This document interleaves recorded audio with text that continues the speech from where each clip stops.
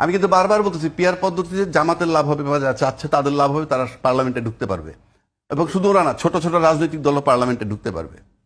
আর peer পদ্ধতি না হলে একটা দল সবচেয়ে বেশি সিট পাবে এবং তারা আউট হয়ে যাবে।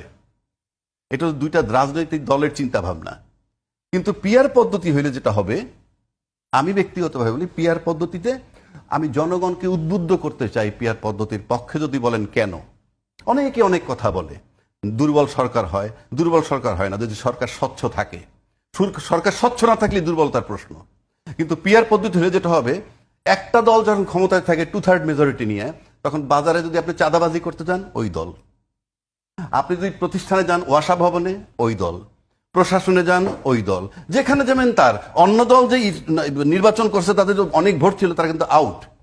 এখন আসেন প্র্যাকটিক্যালি, মাঠে চাঁদাবাজি কমবে আমি নিশ্চিত যদি আপনি পিয়ার পদ্ধতিতে আসেন। এটা আপনার মত।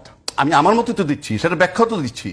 কারণ আপনি যখন চাঁদাবাজি করতে যাবে একটা দল, সেখানে পার্লামেন্টে যখন প্রতিনিধি অন্যান্য দলও থাকবে, তাদের একটা অবস্থান ওখানে থাকবে, সুতরাং তারা ফেস করতে পারবে। এখন কিন্তু সংসদের আসন যদি আপনার না থাকে দলীয়ভাবে, আপনার দল কিন্তু মাঠে কোনো কিছু ফেস করতে পারবে না। এরপর আসেন রাষ্ট্রীয় দুর্নীতি কমবে। রাষ্ট্রের যে দুর্নীতি হয়, এককভাবে একচ্ছত্র আধিপত্য সব পাশ করাই নিয়ে যাবেন মেজরিটি থাকলে আপনার, সেটা আপনি পারবেন না। 3 নম্বর, প্রশাসনের নিরাপত্তা বাড়বে।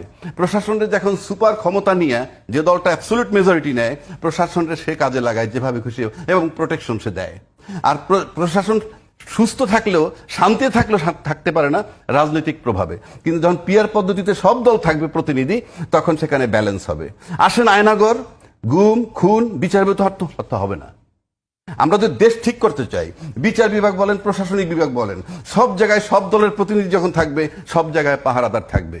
সুতরাং পিয়ার পদ্ধতি এই মুহূর্তে বাংলাদেশের মতো দেশে যদি দুর্নীতি মুক্ত করতে চান, চাঁদাবাজি মুক্ত করতে চান, প্রশাসনের নিরাপত্তা বাড়াইতে চান, প্রশাসনের নিরাপত্তা দিতে চান, বিচার বিভাগে স্বাধীনভাবে কাজ করতে দেন, তাহলে সব দলের প্রতিনিধি পার্লামেন্টে থাকবে এবং সব দলের প্রতিনিধি থাকলেই এই জিনিসটা হবে। এখন এটা যারা চায় না, আর এটা যারা চায়, এখন জামাত চায় এটার জন্য তা না, এটা আমি আমার ওপিনিয়ন দিছি। জামাত চায় বা অন্যান্য দল চায় তার প্রতিনিধি ঢুকবে, আর যারা চায় না তারা চায় তারা মেজরিটি নিবে। কিন্তু আমি আমার ব্যক্তিগত ওপিনিয়ন দিলাম যে পিয়ার পদ্ধতি হইলে আমি নিশ্চিত করে বলতে পারি যে এই জিনিসগুলা গতি কমবে, বন্ধ হবে, সবকিছু